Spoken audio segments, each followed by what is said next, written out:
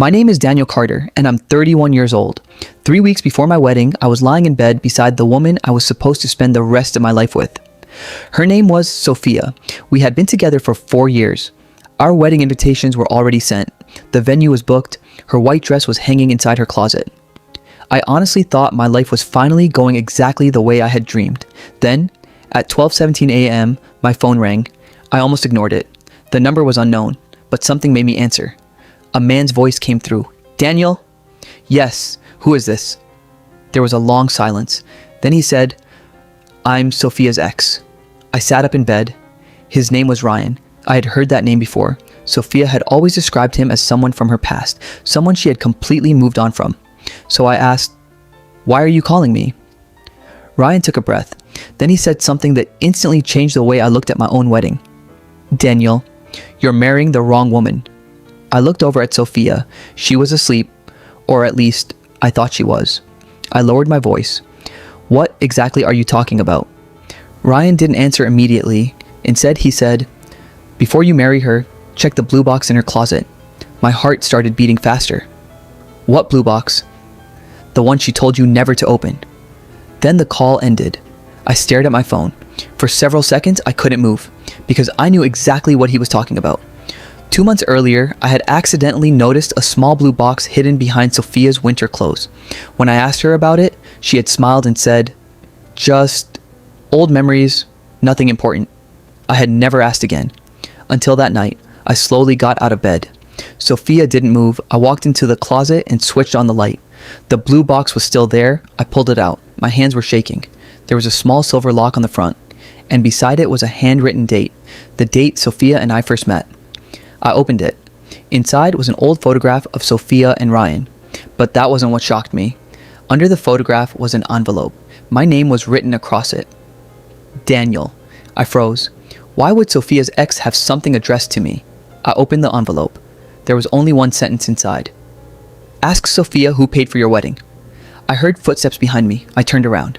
Sophia was standing in the doorway. She wasn't sleepy anymore. She was staring directly at the envelope in my hand. And then she whispered, "Daniel, you weren't supposed to find that." The secret behind the wedding. Sophia stared at the envelope in my hand. For the first time since I had known her, she looked genuinely afraid. "Daniel, give me that." I didn't move. "Who paid for my wedding?" Her face went pale. "What?" "You heard me." She looked toward the bedroom, then back at me. "It's complicated." That answer hurt more than anything else could have. I opened the envelope again. The handwriting was unmistakably Ryan's. "Ask her about the money transferred 6 months ago." I looked at Sophia. "What money?" She closed her eyes. Then she said quietly, "Ryan doesn't know the whole story." That was the first thing she had said that made me believe Ryan might be lying. Maybe he wasn't trying to save me. Maybe he wanted to destroy our wedding for his own reasons. I demanded to know what was happening. Sophia finally admitted that 6 months earlier, someone had transferred $18,000 into her account, but she insisted it wasn't for her. "It was for my father," she said. Her father had been struggling with debts, and Sophia said she had borrowed the money from a friend to help him. I almost believed her.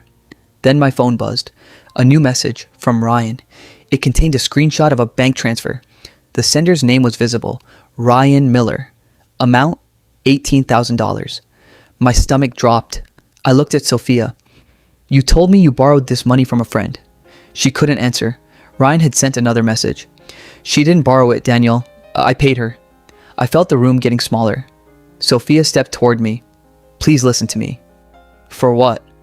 "It wasn't what you think." "Then tell me what it was."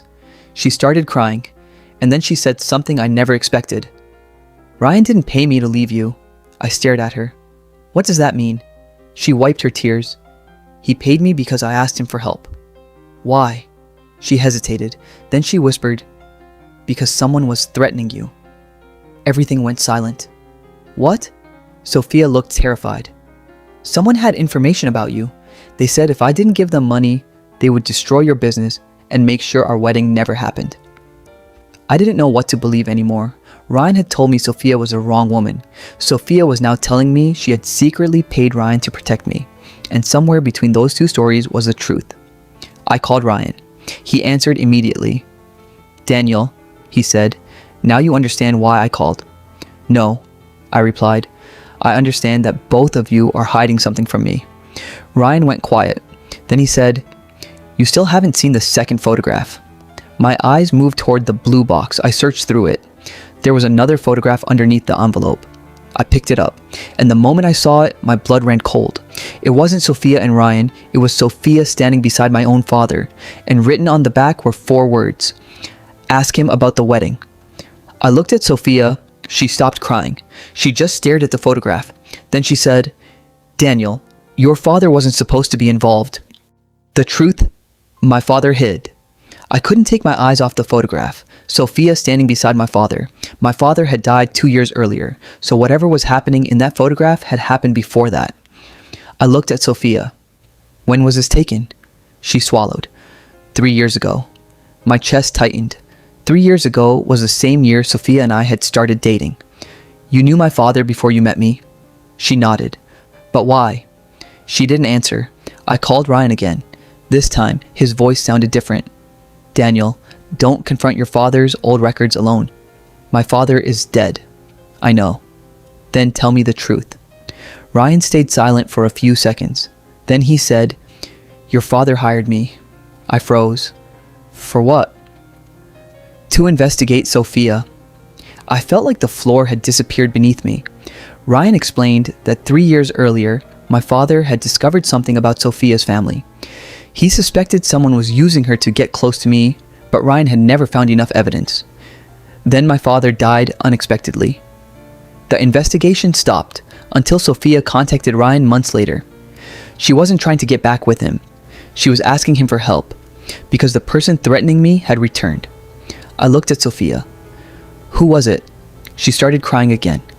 I didn't know at first. "Who?" She finally whispered. "Your father's business partner." I remembered the name immediately. Victor Hayes. He had been my father's closest business associate.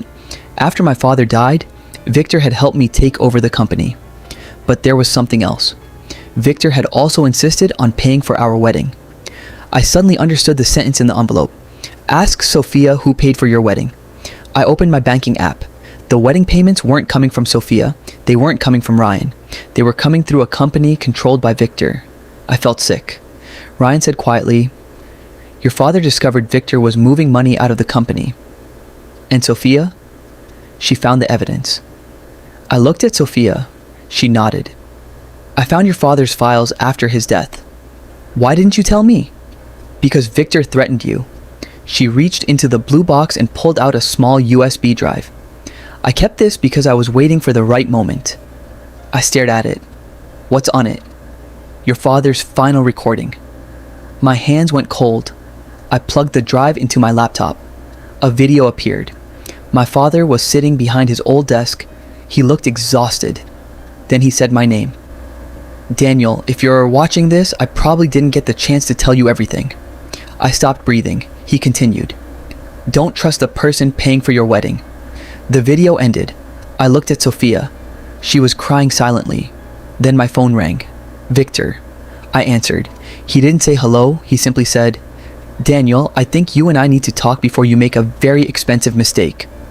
I looked at the wedding invitation lying on the table. 3 weeks until the ceremony. 3 weeks until I was supposed to marry Sophia.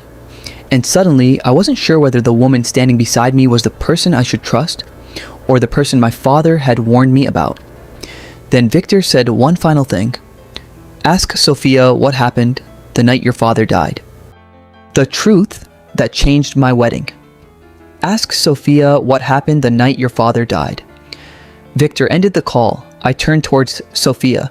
She didn't try to run. She simply sat down on the edge of the bed and covered her face. "Daniel, I should have told you years ago." "What happened?" She looked at me through tears. "The night your father died, he called me." I froze. "What did he say?" "He told me he had proof that Victor was stealing from the company." She explained that my father wanted to meet her because he trusted her more than anyone realized. But before they could meet, Victor found out. He threatened Sophia. He told her that if she gave me the files, he would destroy my business and make sure I lost everything. "So, You stayed quiet? I was scared. And Ryan? He helped me hide the evidence. I finally understood the midnight call. Ryan wasn't trying to steal Sophia back. He had spent 3 years trying to protect the evidence my father had left behind. I looked at the USB drive again. Then I remembered something. My father had always kept a second safe in his office. I had never opened it. The next morning, Sophia, Ryan, and I went to the office together. Behind an old cabinet, we found the safe. Inside was a folder, bank records, contracts, transfers, and one handwritten note from my father. Daniel, when you finally learn the truth, don't punish the wrong person. I stared at Sophia. She was the wrong person I had almost blamed. Victor was the real threat. The wedding wasn't canceled, but it changed. I refused Victor's money. I refused his involvement, and I postponed the ceremony until everything was legally settled. Weeks later, the investigation proved my father had been right. Victor had been stealing from the company for years. He was arrested after the financial records were turned over. Ryan and I never became friends, but I shook his hand before he left. You saved me from marrying without knowing the truth, I told him. He smiled. I didn't save you, Daniel. Sophia did. I looked at my fiancée. She had kept a secret from me, but that secret had been protecting me. 3 months later, Sophia and I finally stood at the altar. No expensive decorations, no money from Victor, no secrets, just the two of us. Before we exchanged rings, Sophia whispered, I thought telling you the truth would make you hate me. I squeezed her hand. I was angry that you hid it. She looked down. But now I know why. I put the ring on her finger, and when the ceremony ended, I looked at the blue box sitting safely in my desk at home. The box that had almost destroyed our relationship had actually been the reason we finally built it on the truth. That night, I deleted Ryan's number.